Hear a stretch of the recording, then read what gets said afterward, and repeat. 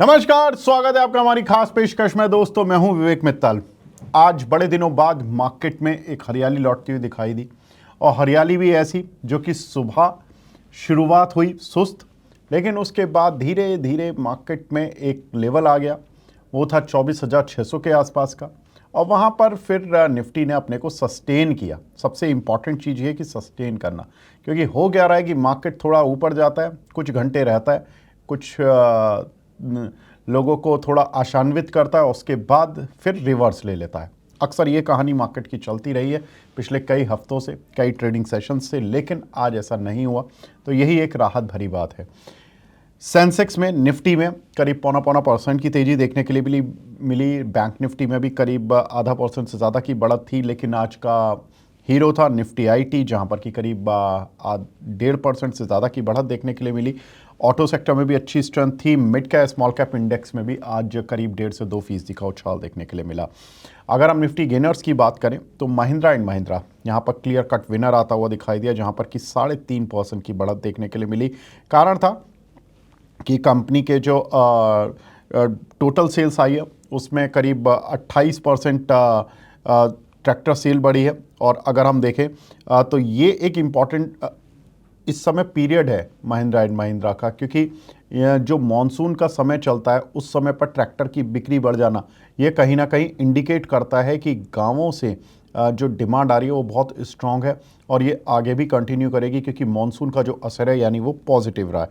और इसी वजह से आज हमने देखा कि महिंद्रा एंड महिंद्रा की जो बिक्री के आंकड़ों ने पूरा जो पूरा सेंटीमेंट है ऑटो सेक्टर के लिए पॉजिटिव किया, और इनके एक्सपोर्ट भी 16% बढ़ते हुए दिखाई दिए। हालांकि अब आगे देखना होगा कि एक्सपोर्ट के डेटा आने वाले महीनों में कैसे रहते हैं। दूसरा काउंटर जहां पर कि हमने इसी श्रेणी में देखा वो था टाटा मोटर्स, जहां पर कि 3% से ज़्यादा की बढ़त देखने के लिए मिली। टाटा मोटर्स ने भी जो कमर्शियल और पैसेंजर व्हीकल सेल्स है उसमें बीट किया एस्टिमेट्स को। एस्टिमेट से 27,650 यूनिट के कमर्शियल व्हीकल की बिक्री के लिए, और वहीं जो सेल आई है वो 29,863 यूनिट आई है। तो यानी कि एस्टीमेट से ज़्यादा डेटा देखने के लिए मिला, बढ़िया डेटा देखने के लिए मिला। काउंटर में तेज़ी अच्छी आती हुई दिखाई दी। इसी के साथ साथ आज हमने इन्फोसिस के काउंटर पर भी 2% बढ़त आती हुई दिखाई दी, क्योंकि एक तरह से हम कह सकते हैं कि ग्लोबल टेंशन्स जो हैं वो अभी जो फिलहाल पिछले हफ्ते जो पीक पर चल रही थी उससे थोड़ा सा सॉफ्ट हुई है, क्योंकि चाइना हमारे प्रधानमंत्री गए हुए थे, वहाँ पर सारे ग्लोबल लीडर्स जुटे हैं, उससे एक सामंजस्य बन रहा है, और उससे हो सकता है कि आने वाले समय में डोनाल्ड ट्रंप को थोड़ा बैकफुट पे लाने की तैयारी हो, और उसका फ़ायदा जो होगा वो इंडियन आईटी कंपनीज़ को मिलेगा। तो ये कहीं ना कहीं पूरा एक अप्रत्यक्ष तौर पे हमने देखा। इटर्नल में करीब 2.5% का उछाल देखने के मिला। फेस्टिव सीज़न है, काफ़ी कुछ फूड डिलीवरी से ज़्यादा जुड़े हुए ऑर्डर होते हैं, जिसका फ़ायदा मिलता है कंपनी को। आईटीसी में थोड़ी गिरावट देखने के लिए मिली, करीब 1% की। अब चूँकि जीएसटी काउंसिल की मीटिंग आ रही है, तो उससे पहले थोड़ा सा जो सिन गुड्स वाली कंपनियां उन पे थोड़ा सा मार्केट कॉशस होकर चल रहा है। सन फार्मा में करीब 2% की गिरावट थी। रिलायंस और एचयूएल यहाँ पर भी थोड़ी आज सॉफ्टनेस ही देखने के लिए मिली। रिलायंस में एजीएम में जिस तरह की बातें आ रही थी कि पॉजिटिव एजीएम थी, जियो प्लेटफॉर्म के आईपीओ को लेकर पॉजिटिव बात हुई, उस दिन भी नहीं चला मार्केट में शेयर, आज भी नहीं चला मार्केट में शेयर। कारण ये है कि इनके थोड़े रिफाइनिंग मार्जिन्स को लेकर बातें हो रही हैं। दूसरा सबसे इम्पॉर्टेंट है कि हमने कुछ एक जानकारों से बात की, तो उनका कहना है कि रिटेल के आईपीओ को लेकर बहुत ज़्यादा कोई टाइमलाइन वगैरह नहीं दिखी, शायद स्ट्रीट इसलिए डिसअपॉइंट हो गया रिलायंस के एजीएम में। एनीवेज, लेकिन रिलायंस पर लेकर ज़्यादातर ब्रोकरेज हाउसेस के जो टारगेट्स हैं वो 1550 से 1700 1750 तक के लेवल्स के हैं, जितने भी फॉरेन ब्रोकरेज हाउसेस के टारगेट हैं। तो इतना ज़्यादा डरने घबराने की ज़रूरत एज सच नहीं दिख रही है। लेकिन आज बाज़ार के दौड़ने की क्या वजह थी? तो बाज़ार के दौड़ने की वजह दो, एक जीएसटी, दूसरा जीडीपी। जीडीपी आ चुका, जीएसटी आने वाला है। जीडीपी के डेटा हमने जानते ही हैं कि 7.8% की ग्रोथ देखने के लिए मिली, और अच्छी ग्रोथ थी मैन्युफैक्चरिंग में, फार्म सेक्टर में, तो बहुत सारे जो कंस्ट्रक्शन सेक्टर में, तो बहुत सारे सेक्टर इस तरह के थे जहां पर कि ओवरऑल ग्रोथ देखने के लिए मिली, और उसका एक अक्रॉस द बोर्ड हमें बेनिफिट आता हुआ दिखाई दिया आज मार्केट में। तो यही एक वजह है कि जब आपके डेटा अच्छे आ रहे हैं तो कहीं ना कहीं मार्केट में उसकी बुलिशनेस है। हालांकि इस डेटा को लेकर भी काफ़ी कुछ लोग अलग तरह की बातें भी कर रहे थे कि भाई कॉर्पोरेट अर्निंग में ये नहीं दिखा, आपके आईआईपी में नहीं दिखा, आपके ऑन ग्राउंड एक्टिविटीज़ में नहीं दिख रहा, ये जीडीपी ग्रोथ इतनी आई है, लेकिन कहीं ना कहीं डेटा है तो उसको मानना है और उसको उसी के आधार पर मार्केट ने आज रिएक्शन भी दिया। अब दूसरी इंपॉर्टेंट चीज़ है जीएसटी मीटिंग। जीएसटी मीटिंग में देखिए 3 और 4 तारीख को ये मीटिंग होने जा रही है। उसका जो असर होगा वो यही है कि मार्केट में कहीं ना कहीं कंजम्पशन बूस्ट करने की तैयारी सरकार कर रही है।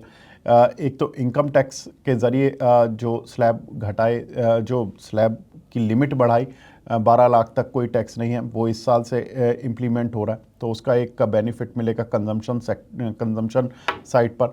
दूसरा, ये जीएसटी रेट कट हो जाएगा तो थोड़ा बूस्ट मिलेगा। आरबीआई रेट कट करके ऑलरेडी बैठा है तो कंजम्पशन बूस्ट मिलेगा। तो ये 3-4 फैक्टर्स हैं जो कि कंजम्पशन को बूस्ट करेंगे। और चौथा, फेस्टिवल सीजन आ रहा है तो वैसे भी लोग थोड़ा सा खर्च करते ही हैं, लेकिन जहाँ से कंजम्पशन पे रोक लगेगी वो होगा टैरिफ। अगर टैरिफ लंबे समय तक खिंचा तो थोड़ा सा प्रॉब्लम भी आएगी। तो अभी फ़िलहाल तो कंजम्पशन बूस्ट चल रहा है, स्टोरी चल रही है। तो जीएसटी मीटिंग से इसीलिए उम्मीदें भी हैं कि कहीं ना कहीं सेंटीमेंट तो कम से कम बाजार का पॉजिटिव हो। अब कल के लिए निफ्टी के अहम लेवल्स क्या होंगे? देखिए 24,700 ये अब नया लेवल है, क्योंकि 24,600 आज टेस्ट हुआ और निफ्टी कामयाब भी हुआ उसके ऊपर जाने में, तो ये एक अच्छी चीज़ थी आज के मार्केट के लिए। लेकिन अब 24,700 और 771 ये 2 लेवल्स होंगे जो कि मार्केट टेस्ट करने की कोशिश करेगा। और सपोर्ट रहेगा 24,565 का, यानी कि आज जो निफ्टी बंद हुई 24,625 के आसपास, तो वहाँ से आप मान के चलें कि करीब करीब 60 अंक नीचे का एक सपोर्ट है और करीब करीब आप ये मान के चलें कि 75 अंक ऊपर का पहला रेजिस्टेंस है। उसके ऊपर अगर निकलता है तो और एक आपको 70-75 अंक की विंडो मिल जाएगी। तो ये 2 लेवल कल आप याद करके रखिए, 24,700, 24,771। देखिए 24,800 के ऊपर मार्केट एक्सपर्ट यही मान रहे हैं कि अगर निफ्टी की क्लोज हो गई तो फिर एक तरह का जो खतरा है वो कुछ हद तक टलने लगेगा। हालांकि आज जो हमारी एक्सपर्ट से बात हुई है वो यही हुई है कि 24,770 के ऊपर भी अब अगर निफ्टी क्लोज करने में कामयाब हो जाता है तो एक तरह से निफ्टी अपने उन लेवल्स पर आ जाएगा जहां पे कि खतरा थोड़ा सा कम हो जाएगा निफ्टी के गिरने का। तो ये बहुत इंपॉर्टेंट लेवल होगा 24,770 का। हालांकि 24,700 कल रेजिस्टेंस वो भी फेस करना पड़ सकता है निफ्टी को। तो ये दोनों लेवल्स आप याद रखें। बाकी सपोर्ट 24,565 का है, अगर टूटा तो एक बार फिर निफ्टी थोड़ा परेशान आपको कर सकती है। तो फिलहाल मार्केट अपडेट में यहीं पर विराम देते हैं। नमस्कार।